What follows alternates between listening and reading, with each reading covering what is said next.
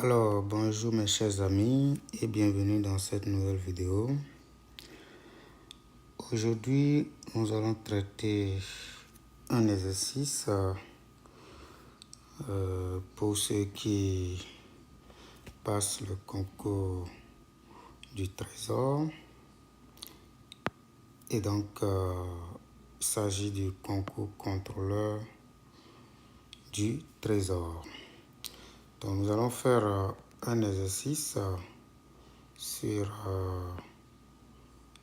le calcul intégral qui aborde également le site numérique et par finir discuter un peu sur la convergence de cette série. Et donc, qu'est-ce que j'ai envie de rappeler?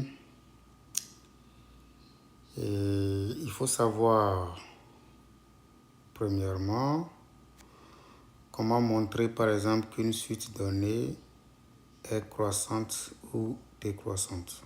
Donc, c'est le rappel. Lorsque vous prenez par exemple cette suite numérique, on dira que la suite numérique est croissante lorsque UN plus 1 est supérieur ou égal à UN. Donc, strictement croissante lorsque UN plus 1 est strictement supérieur, d'accord, à UN. Donc, ça, c'est la croissance, d'accord, de la suite UN. Décroissante, c'est lorsque vous avez UN plus 1 qui est plutôt inférieur ou égal à UN. Et strictement décroissante, c'est lorsque vous avez évidemment, disons que UN plus 1 strictement inférieur à UN. Ça, c'est par rapport à la monotonie des suites. Mais dans la pratique, pour justifier que ce truc-là est vrai, des fois, vous pouvez faire la différence, par exemple, de UN plus 1 moins UN et regarder le signe. D'accord? C'est pas du tout difficile. Lorsque c'est positif, on va dire que la suite est croissante. Lorsque c'est négatif, on dirait que la suite est décroissante. Par contre, nous avons une autre manière, c'est de faire le quotient UN plus 1 sur UN. Et ça, vous le comparez par rapport à 1. Si c'est plus petit que 1, on dira que la suite est décroissante. Si c'est plus grand que 1, on dira que la suite est croissante. Donc ça, c'est juste des méthodes que vous pouvez utiliser, par exemple, lorsqu'on vous dit d'étudier, par exemple, la monotonie, d'accord, des suites. Maintenant, je vous rappelle qu'une suite qui est, par exemple, croissante, d'accord, et majorée, d'accord, converge, et une suite qui est décroissante et minorée, converge également, d'accord. Majorée veut dire que la suite, d'accord, le terme général UN est inférieur ou égal à une constante M. Et minorée, ça veut dire que UN est supérieur ou égal à une constante M également. Voilà un peu. Donc déjà, quand on regarde ceci, on peut sans doute dire que la suite est minorée par 0, naturellement. Et on peut montrer aussi que c'est majoré. Si on peut majorer ceci, par exemple. Voilà un peu ce que je peux dire sur la suite. Il faut également savoir utiliser le raisonnement par récurrence que je vais utiliser dans la suite de ce problème-là, le raisonnement par récurrence. Peut-être qu'au besoin, je vais rappeler le principe. Et maintenant, pour ce qui concerne l'intégrale, d'accord, je rappelle simplement l'intégration par partie. L'intégration par partie dit simplement que si vous avez l'intégrale allant de A à B, de produit de deux fonctions, c'est-à-dire l'une est sous la forme de la dérivée et l'autre, d'accord, sous forme d'une primitive en quelque sorte. L'intégration par partie dit simplement que ça nous donne exactement U de x V de x entre AB. D'accord? Donc ici, on le remplace là où il y a ce que vous prenez comme dérivée. Vous le remplacez par U, donc sa primitive. Et donc, moi maintenant, l'intégrale, d'accord, de U de x multiplié par V' de x. Ça, c'est la formule d'intégration par partie. D'accord? Ensuite, il ne faut pas oublier les primitives de certaines fonctions. Par exemple, si vous avez le x à la puissance r, d'accord? Une primitive de ça, c'est exactement x exposant r plus 1 sur r plus 1 lorsque, d'accord, le r est différent de moins 1. Donc, ça vous permet également de... Donc, si on cherche la primitive par rapport à x, donc, ça, c'est ce que nous avons. C'est quelque chose qu'il faut connaître, d'accord? C'est très pratique. Également, évidemment, si vous avez la racine carrée de x, vous devez savoir que c'est x exposant 1 demi. D'accord? Ça, c'est pas la primitive. Je vous parle d'une expression. Primitive, je mets la flèche pour indiquer que ça, je cherche la primitive. Une autre primitive que vous devez probablement connaître, d'accord?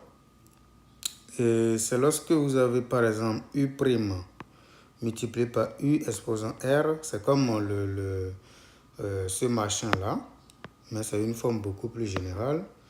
Ça, une primitive de ça, c'est u exposant r plus 1 sur r plus 1, d'accord? Et donc, c'est vrai lorsque le r est différent de moins 1. Évidemment, si r est égal à moins 1, vous avez plutôt la fonction logarithme népérien, mais je ne suis pas très sûr de pouvoir l'exploiter. Donc, je rappelle juste l'essentiel que vous devez connaître. U' fois u exposant r, une primitive de ça, c'est u exposant r plus 1, d'accord? Et puis sur r plus 1. Voilà un peu ce qu'il faut comprendre avant de commencer. Donc, c'est notre sujet, d'accord? Nous avons ici une suite IN dont la valeur I0 est donnée par une intégrale. Et puis le IN est donné également par une intégrale. Et nous avons cette chose-là. D'accord? Et pour tout n, bien entendu, supérieur ou égal à 1, parce que nous connaissons déjà le I0, ainsi de suite. Mais on nous dit, pour la première question, de calculer I0.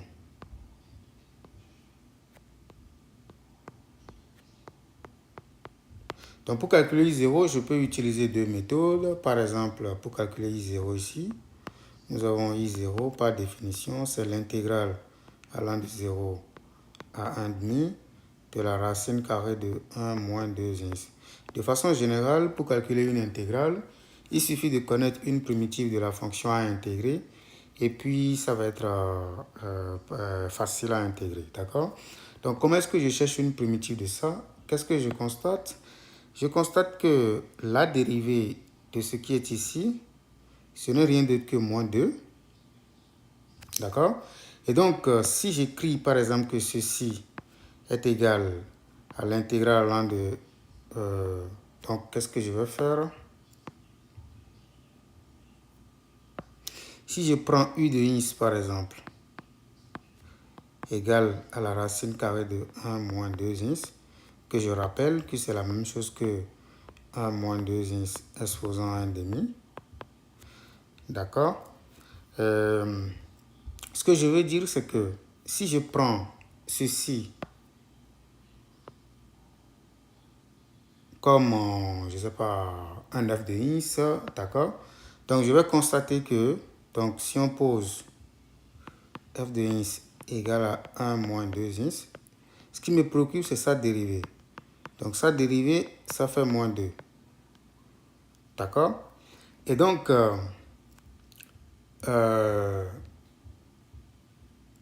je peux constater que dans cette formule-là, dans cette expression, si j'avais la dérivée, le moins 2 ici, par exemple, ça me permettra de dire que nous avons U', d'accord? Donc, ça veut dire quoi? Ce que je dis exactement, je l'écris. Ça veut dire que racine carrée de 1 moins ça, ce n'est rien d'autre que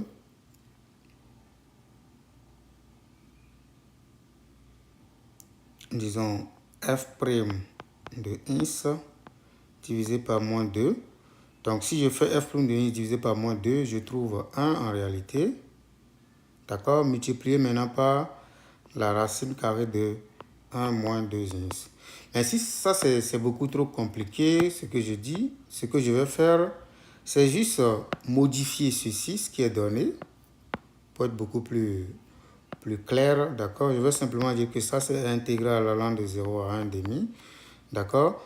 De 1 sur moins 2 multiplié par moins 2 racine carrée de 1 moins 2x. Donc ça veut dire quoi?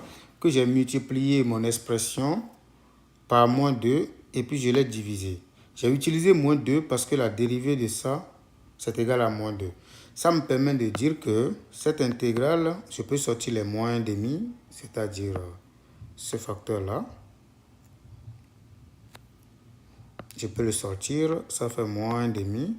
Intégrale allant de 0 à 1,5 de moins 2 multiplié par 1 moins 2x exposant 1,5. Comme je l'ai dit tantôt, la racine carrée de quelque chose, c'est exactement la chose à la puissance 1,5. Donc ici, nous obtenons quoi? La dérivée de ça, d'accord, se positionne exactement là. Donc nous avons u' fois u exposant r. R ici, c'est 1,5. Donc ça, on va dire que ça nous donne moins 1,5 multiplié par u, donc 1 moins 2x, exposant 1,5 plus 1. Nous sommes en train d'appliquer la primitive sur 1,5 plus 1. Pris entre, donc nous avons la primitive, donc nous allons simplement l'évaluer. Parce que quand vous avez la primitive, l'intégrale allant de a à b, de f de x dx, une fois que vous avez la primitive qui est grand F par exemple, ce n'est rien d'autre que ça, où ceci est défini par grand F de b moins grand F de a, c'est-à-dire la valeur en a et en b moins la valeur en a. Donc ça veut dire quoi? Je vais remplacer le x par 1,5. Si je remplace le x par 1,5 ici, vous obtenez 2 fois 1,5 qui vous donne 1. 1 moins 1,5, ça fait 0. Donc en 1,5, on trouve 0. Maintenant, donc ça nous donne 0 moins, entre parenthèses, d'accord, moins 1,5 dedans, on remplace maintenant par 0. Si on remplace par 0, le numérateur donne 1 et le dénominateur c'est 3,5. Voilà, donc on calcule tout simplement, ça nous donne 0 plus 1,5. Si on prend l'inverse de 3,5, ça donne 2 tiers. Et donc ça nous donne 1 divisé par 3. Donc en réalité, le I0 n'est rien d'autre que 1 tiers. Voilà, ça c'est le I0. Maintenant, si vous voulez, je peux vous montrer une deuxième méthode, peut-être beaucoup plus simple, je ne sais pas. Donc, I0, je reviens sur ça. Deuxième méthode, ça fait l'intégrale allant de 0 à 1,5 de la racine carrée de 1 moins 2x dx. Donc, je vais faire un changement de variable affine en posant tout simplement u égale 1 moins 2x. D'accord? Et donc, si je change la variable de x, d'accord, en u, je dois chercher le du. Donc, du, d'accord, ça donne juste la dérivée de tout ça fois dx. Donc, je calcule la dérivée, ça me donne moins 2 multiplié par dx. Ça me permet de dire que je vais faire un petit tableau puisque j'ai changé la variable. Or, au départ, les bornes que nous avons ici sont les bornes de x. Maintenant, je vais préparer les bornes de u maintenant. Donc, je prends x ici et je donne la nouvelle valeur de u. Donc, pour x égale à 0, quelle est la nouvelle valeur de u? Donc, je remplace pour x égale à 0, je le remplace ici. Ça me donne 1. Donc, la nouvelle valeur de u, c'est 1. Pour x égale à 1,5 maintenant, d'accord, la nouvelle valeur de u, c'est 0. Donc, concrètement, cette limite, c'est l'intégrale à calculer qui est I0. Ça me donne l'intégrale allant de, donc, à la place de 0, je mets 1. Et à la place de 1,5, je mets 0. D'accord, de la racine carrée de, donc, au niveau de 1 moins 2x, nous savons que désormais, c'est u. D'accord, donc ça fait racine carrée de u. Multiplié maintenant par dx. Dx, je le récupère simplement ici. ça donne du moins 1 demi fois du. Donc, ça me donne moins 1 demi fois du. Voilà, je peux sortir les moins 1 demi intégrale allant de 1 à 0 de la racine de u fois du. Si vous voulez que la plus petite borne soit au tout début et puis la grande borne soit au-dessus, d'accord? Ce qu'il faut faire, c'est juste utiliser l'intégrale allant de b à a de f de x. dx, ce n'est rien d'autre que moins intégrale allant de a à b de f de x dx. Donc si je change les bornes, d'accord, le moins, d'accord, viendra multiplier ce moins 1 là, et donc on obtient 1 demi de l'intégrale allant de 0 à 1 de la racine carrée de u du. Mais c'est quoi une primitive de la racine carrée de u du? C'est pas du tout difficile. Qu'est-ce que je fais? Je vais rappeler simplement que la racine carrée de u, ce n'est rien d'autre que u exposant 1 demi du. Et donc j'applique la formule de tout à l'heure qui nous dit que ça fait u exposant 1 demi plus 1 sur 1 demi plus 1, pris entre 0 et 1. Donc, qu'est-ce que j'obtiens exactement? Ça nous donne 1 demi, u exposant 3 demi sur 3 demi également. D'accord? Si vous voulez, vous pouvez faire l'inverse ici. Ça vous donne exactement 2 tiers. Et donc, ça nous donne 1 tiers de u exposant 3 demi que j'évalue entre 0 et 1. Et ça, la valeur en 1, ça fait 1 tiers. Parce que la valeur en 1 ici, ça me donne 1. Donc, la valeur en 0, ça fait 0. Et donc, ça me donne 1 tiers. Donc, ça, c'est la deuxième méthode qui nous permet facilement de calculer I0. On passe à la deuxième question. Deuxième question, c'est la question B. On nous dit, à l'aide d'un changement de variable affine, de calculer I1. D'accord? Donc, I1, c'est quoi? Donc, pour calculer I1, je rappelle d'abord le IN. IN est donné par quoi? IN est donné par l'intégrale allant de 0 à 1 demi. D'accord? Donc, le I1, ça fait l'intégrale allant de 0 à 1 demi. D'accord? Juste un instant, je vais réparer ceci rapidement. Donc, ça fait intégrale allant de 0 à 1 demi. D'accord? Qu'est-ce qui se passe? Je vais voir pourquoi non. Par définition, le IN, c'est l'intégrale allant de 0 à 1 demi de x exposant n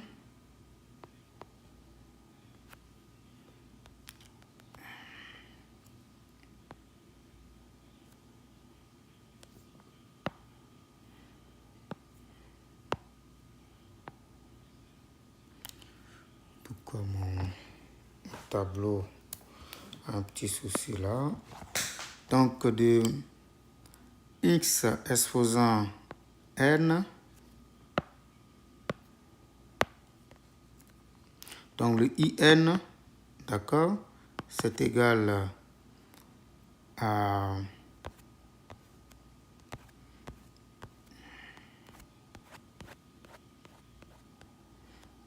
donc je vais changer de page rapidement parce que j'ai un souci avec mon stylo là.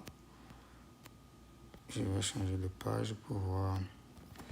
Donc, je reviens ici en disant que nous avons I0, c'est 1 tiers. Je rappelle juste ça.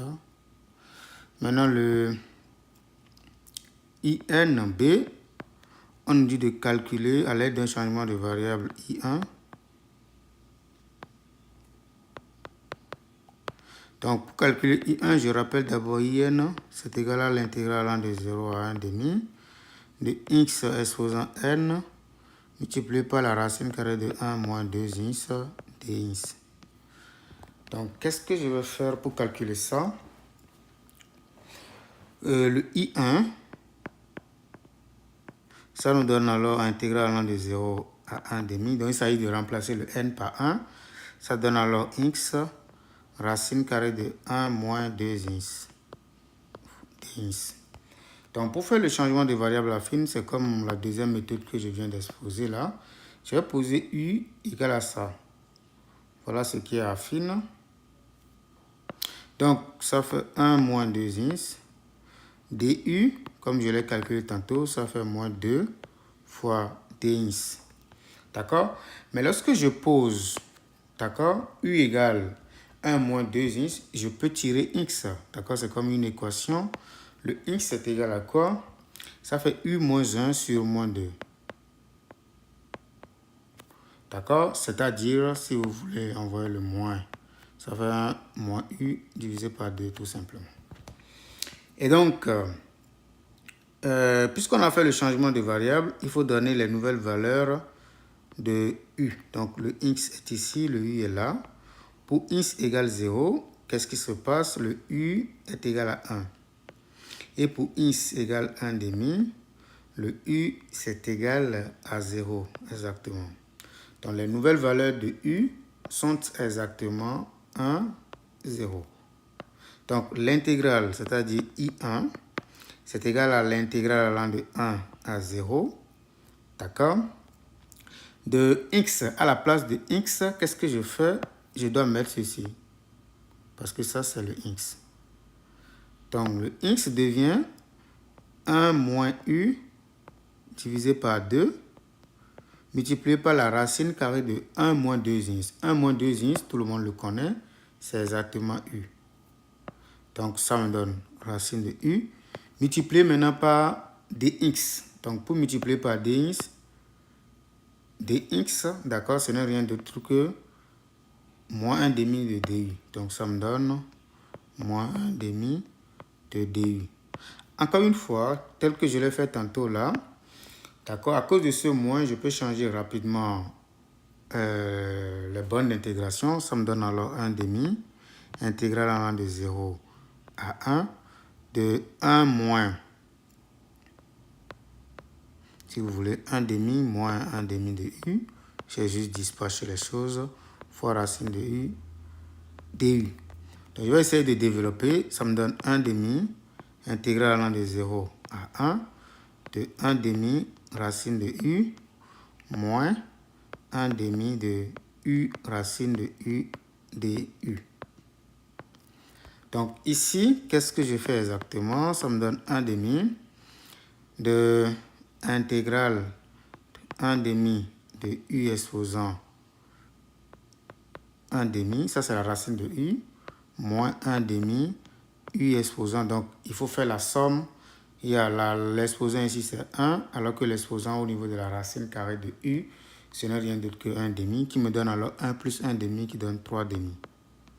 Donc à partir de là maintenant, on peut facilement calculer une primitive du morceau à l'intérieur qui donne alors 1 demi de, donc on commence par calculer, ça fait 1 demi, u exposant 3 demi sur 3 demi, moins 1 demi de u exposant, donc on fait 3 demi plus 1 qui donne 5 demi sur 5 demi.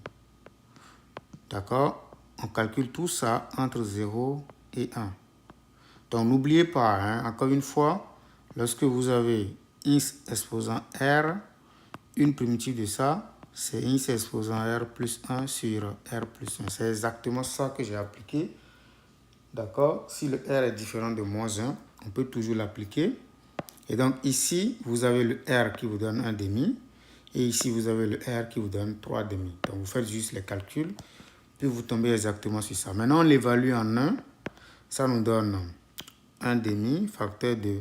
En 1, ça nous donne 1 demi multiplié par l'inverse de 3 demi qui nous donne 2 tiers, moins 1 demi fois 1 sur l'inverse de... Parce que tout ça, ça me donne 1 si je l'évalue en 1.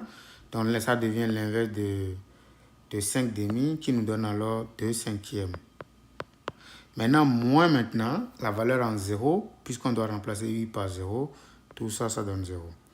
Et donc, si on calcule, ça me donne 1 demi, facteur de 1 tiers, d'accord, moins 1 cinquième.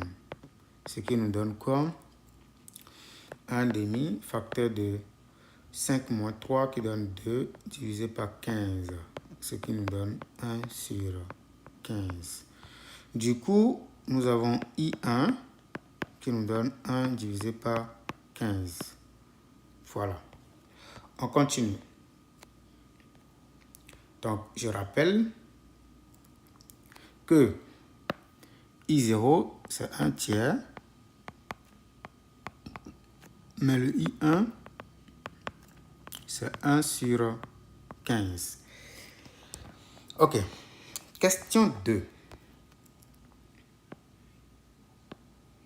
Dans la question 2A, on nous dit de démontrer que pour tout entier n supérieur ou égal à 1, d'accord, nous avons cette relation-là. Donc, nous voulons montrer que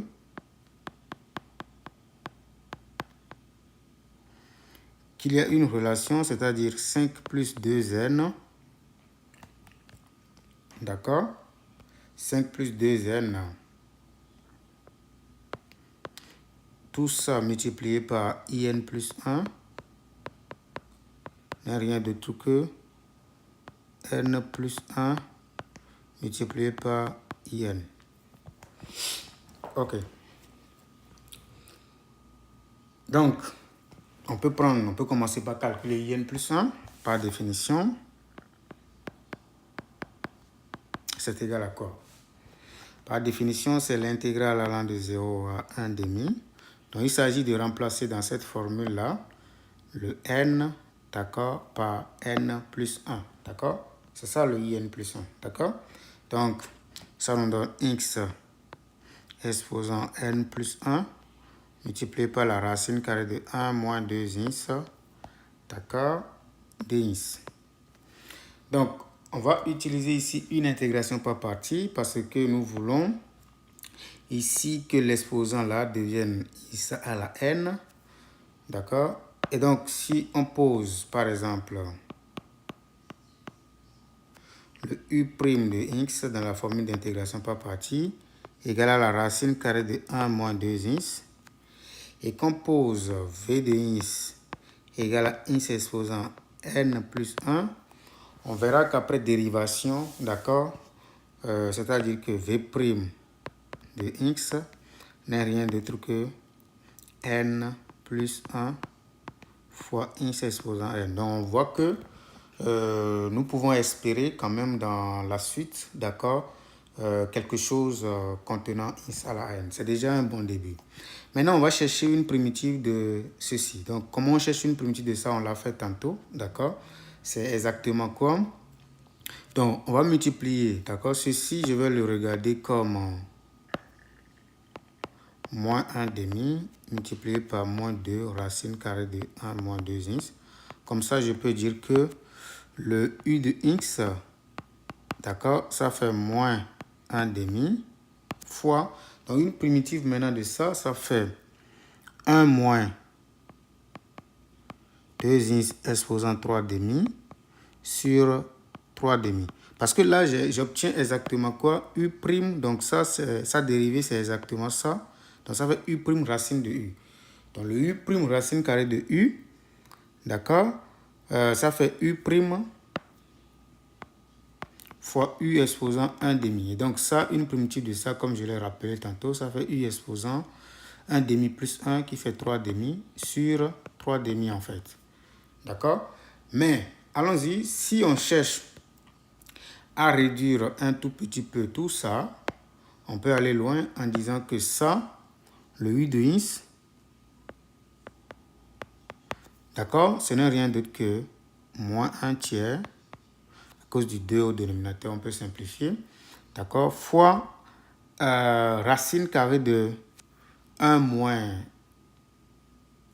2x à la puissance 3. Donc nous avons ceci, 1 moins 2x exposant 3. C'est-à-dire quoi? C'est-à-dire que ceci nous donne exactement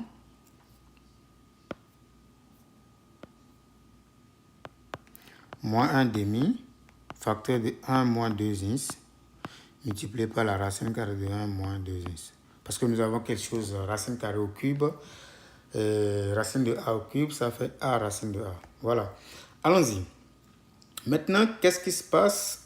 On peut appliquer maintenant l'intégration par partie en disant que l'intégrale allant de 0 à 1 demi de x exposant n plus 1 racine carrée de 1 moins 2 x dx n'est rien d'autre que UV, ne l'oubliez pas, le U c'est moins 1 demi, d'accord, fois 1 moins 2x, racine de 1 moins 2x, multiplié par V, le V c'est x exposant n plus 1, d'accord, tout ceci pris entre 0 et 1 demi, moins maintenant l'intégrale de U fois V'. Le U, je l'écris tout simplement, ça fait moins 1 demi de 1 moins 2x, racine carrée de 1 moins 2x, d'accord? Donc ça, je vais essayer de bouger un tout petit peu ceci un peu vers la gauche, voilà. Et donc, fois maintenant le V'. Le V', il est là, devant nous, c'est n plus 1 fois x exposant n, tout ça dx, entre 0 et 1 demi. J'ai juste fait une copie de la formule. D'accord, la formule dit qu'il faut faire le U, ça c'est notre U, multiplié par V', ça c'est le V'. J'ai juste fait une copie. Maintenant, allons-y pas à pas. Lorsque j'évalue maintenant ceci en 1 demi, qu'est-ce qui se passe? En 1 demi, déjà ceci donne 0. Donc tout ça, ça me donne 0 lorsque j'évalue en 1 demi. Mais lorsque j'évalue en 0, d'accord, ce facteur-là me permet de dire que tout ça, ça me donne également 0. Donc en réalité, je vais simplement continuer en disant que ça fait 0. D'accord? Donc maintenant, on va faire une opération ici, moins 1 fois ce moins 1, ça me donne plus. D'accord? Et je peux sortir toutes les constantes d'abord. Toutes les constantes. D'accord? Et donc là, ça me donne plus 1 demi de n plus 1. D'accord? Intégrale allant de 0 à 1 demi de 1 moins 2x. D'accord? Fois, si vous voulez, x exposant n multiplié par la racine carrée de 1 moins 2x dx. Je vais essayer de développer un tout petit peu. Ça me donne 1 demi de n plus 1. Il faut se concentrer au maximum. Intégrale allant de 0 à 1 demi. Donc, je vais faire maintenant une sorte de développement. Donc, je fais ça fois ça. Ça me donne x exposant n moins 2x exposant n plus 1 fois la racine carrée de 1 moins 2x dx. Et donc, ça, c'est exactement 1 demi de n plus 1. Intégrale allant de 0 à 1 demi. Je continue le développement. Ça me donne x exposant n, racine carrée de 1 moins 2x. D'accord, moins 2. X exposant n plus 1, racine carrée de 1 moins 2x. Tout ceci dx. On continue. Donc, je vais utiliser les belles propriétés de l'intégrale, de l'intégration, d'accord, pour dire que ça me donne l'intégrale de tout ça, moins, d'accord, intégrale de tout ça. Donc ça fait partie juste des formules de l'intégration. Et donc ça, j'obtiens intégrale allant de 0 à 1 demi de x exposant n, racine carrée de 1 moins 2x dx, d'accord, moins, si vous voulez, 2 intégrale, à cause de cette constante tout simplement, de x exposant n plus 1, racine carrée de 1 moins 2x dx, toujours de 0 à 1 demi. Mais si on regarde très bien, ça fait 1 demi de n plus 1. D'accord, ça c'est quoi? C'est exactement le in, d'accord? Et ça fait in plus 1, donc ça fait moins 2 in plus 1. D'accord? Et donc, il faut bien regarder les choses. Et donc, je peux dire simplement que in plus 1 au début, ce n'est rien d'autre que 1 demi de n plus 1 facteur de in moins 2 fois in plus 1. Maintenant, on se concentre. Si on se concentre, ça voudra dire que 2 fois in produit des moyens. 2 fois in plus 1, j'ai juste multiplié par ce 2-là, égale n plus 1 facteur de in moins 2 fois in plus 1. Et donc, je développe, ça me donne n plus 1 de in moins 2 fois n plus 1 de in plus 1. Du coup, je peux envoyer ceci, c'est comme une sorte d'équation, tout simplement de degré 1, il n'y a pas de souci. J'envoie simplement ceci de l'autre côté, c'est-à-dire j'ajoute membre ce terme-là. Ça veut dire que j'obtiens 2 in plus 1 plus 2 facteurs de n plus 1 fois in plus 1, c'est égal à n plus 1 fois le in. Donc, si j'effectue cette opération, j'obtiens 2 plus. Donc, je développe ça avec ça, ça me donne 2n. Donc, plus 2n plus 2, le tout in plus 1, c'est exactement égal à n plus 1 fois in. Du coup, j'obtiens 4, d'accord? Plus 2n fois in plus 1 égale à n plus 1 multiplié par in. Donc, on va regarder correctement si ce que nous faisons est correct. Ok, voilà juste une petite erreur de signe. Regardez très bien ici. En réalité, le 2 se simplifie. Normalement, c'est un tiers que je dois mettre ici. Donc, je corrige rapidement. C'est juste le tiers ici et non un demi. Donc, c'est juste le 3 là. Donc, je maintiens toujours le 3 ici. Parfait. Donc, je vais juste le corriger ici également. C'est juste un 3 ici et non 2. D'accord? Donc, je continue. Ça voudrait dire que c'est un tiers que je vais plutôt sortir ici. D'accord? Donc, ça fait un tiers que je remets ici. Parfait. Donc, des fois, il faut juste se concentrer. Et puis, on continue. Ça fait un tiers ici. C'est juste le tiers. Un tiers. D'accord? Un tiers, un tiers. D'accord? Je corrige tout simplement là où il y a le demi, c'est un tiers. Voilà. Donc, ici, je dois multiplier par 3 plutôt. Si je multiplie par 3, j'obtiens 3 in plus 1 égale à tout ça. Donc, si je multiplie, d'accord? Donc, nous avons 3 ici. Voilà. Donc, 3 in plus 1, 3, ce qui nous donne alors 5, d'accord, égal à ça. Conséquence, nous avons 5 plus 2n fois in plus 1 égale à n plus 1 multiplié par in. Voilà ce qu'il faut démontrer. Ok, on continue.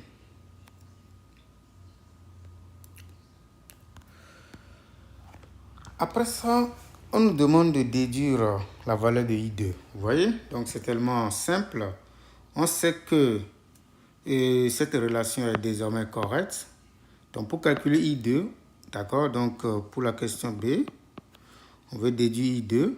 Donc, on va remplacer, puisque c'est défini maintenant par une formule de récurrence. Pour calculer I2, je vais simplement remplacer le n par 1. D'accord? Donc, on a 5 plus 2n fois in plus 1, qui n'est rien d'autre que n plus 1 multiplié par in. Donc, pour n égale à 2 et 1, pardon.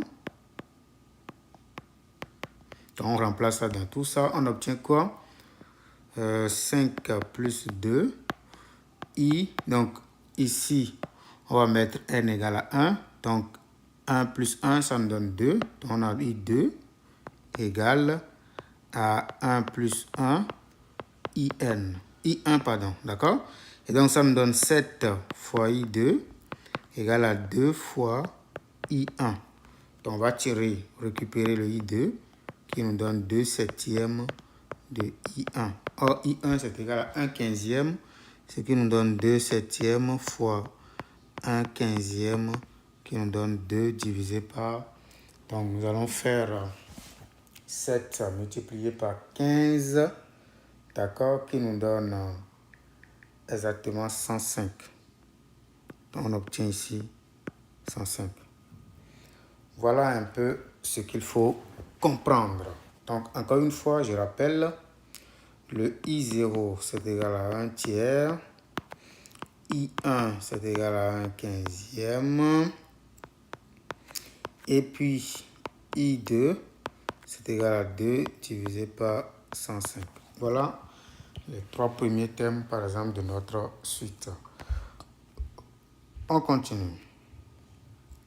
Qu'est-ce qu'il faut faire maintenant? On nous dit d'étudier le sens de variation de la suite UN. D'accord? Encore une fois, nous avons, donc ça c'est la question 3, le A, sens de variation. Donc qu'est-ce que nous avons ici? Nous avons 5 plus 2n, le tout IN plus 1, qui n'est rien d'autre que N plus 1, d'accord, multiplié par IN. Qu'est-ce que nous pouvons faire exactement? Nous pouvons simplement dire que ceci signifie que si on prend le IN plus 1 divisé par IN, donc on divise par IN, on obtient exactement N plus 1 divisé par 5 plus 2N. D'accord? Sans doute, c'est une suite à terme positif par définition parce que vous avez ici ce qui est à l'intérieur qui est positif. Le I, c'est entre 0 et 1,5, donc c'est positif. Donc le IN est une suite à terme positif, donc on peut effectuer ce quotient-là et comparer le résultat par rapport à 1. D'accord? Tout de suite, on voit que ceci est plus petit que 1 parce que le numérateur est plus petit que le dénominateur. Ça, il n'y a rien à faire. D'accord? Le numérateur est plus petit que le dénominateur. Par conséquent, on voit clairement que IN plus 1 sur IN est en fait plus petit que 1. Ça veut dire quoi concrètement? Ça veut dire que IN plus 1 est plus petit que IN. D'accord? Et donc, si ça c'est vrai, ce qui se passe, c'est que si ceci est correct, ça veut dire tout simplement que la suite que nous avons en face de nous est strictement décroissante. Donc, IN, d'accord, est une suite strictement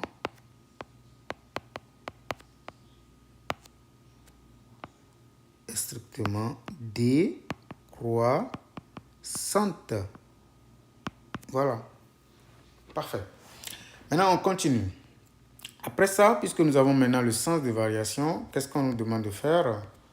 On nous demande de démontrer, d'accord? De démontrer que, quel que soit, donc ça c'est la question 3b, donc on veut montrer que 0 est inférieur ou égal à IN, inférieur ou égal à 1 sur N plus 1, multiplié par 2 exposant N plus 1.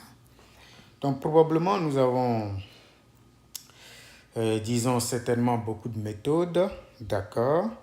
Nous avons certainement beaucoup de méthodes pour faire, disons, cette démonstration. Mais nous pouvons voir ce qui est beaucoup plus simple pour nous. D'accord? Si par exemple, nous cherchons par exemple à utiliser la première expression qui est donnée, donc on peut utiliser deux méthodes, peut-être le raisonnement par récurrence ou bien la méthode directe.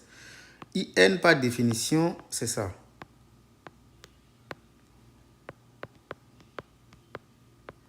Donc on peut dire que x pris entre 0 et 1,5, on peut essayer d'encadrer ceci. Il faut bien regarder ce que je veux faire. On peut essayer d'encadrer ça. Et pour encadrer ça, qu'est-ce que je fais? Je vais d'abord multiplier par moins 2. Si je multiplie par moins 2, je change le sens de l'inégalité. Ça nous permet d'avoir moins 1. parce que je multiplie tout ça par moins 2, d'accord? Ça fait moins 1 inférieur ou égal à moins 2 ins, inférieur ou égal à 0. J'ajoute maintenant 1 des deux côtés, ça nous donne 0, inférieur ou égal à 1 moins 2 ins, inférieur ou égal à 1. Et donc la racine carrée suit, ça veut dire que 0 est inférieur ou égal à la racine carrée de 1 moins 2 ins, inférieur ou égal à la racine carrée de 1 qui vaut 1.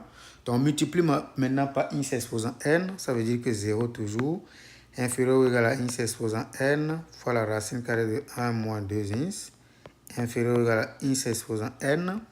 Maintenant, on peut parler d'intégration membre à membre. Ça vous donne intégrale allant de 0 à 1 demi, de 0 dins, inférieur ou égal à intégrale allant de 0 à 1 demi, de ins exposant n, racine carrée de 1 moins 2 ins, dins, inférieur ou égal à intégrale allant de 0 à 1 demi, de ins exposant n, dins. Ça, c'est 0 naturellement. Ce qui est au milieu, c'est le in. Et ça, c'est inférieur ou égal à ins exposant n plus 1 sur n plus 1. Là, je suis en train de chercher comme ça une primitive. Maintenant, évaluer, d'accord, entre 0 et 1 demi.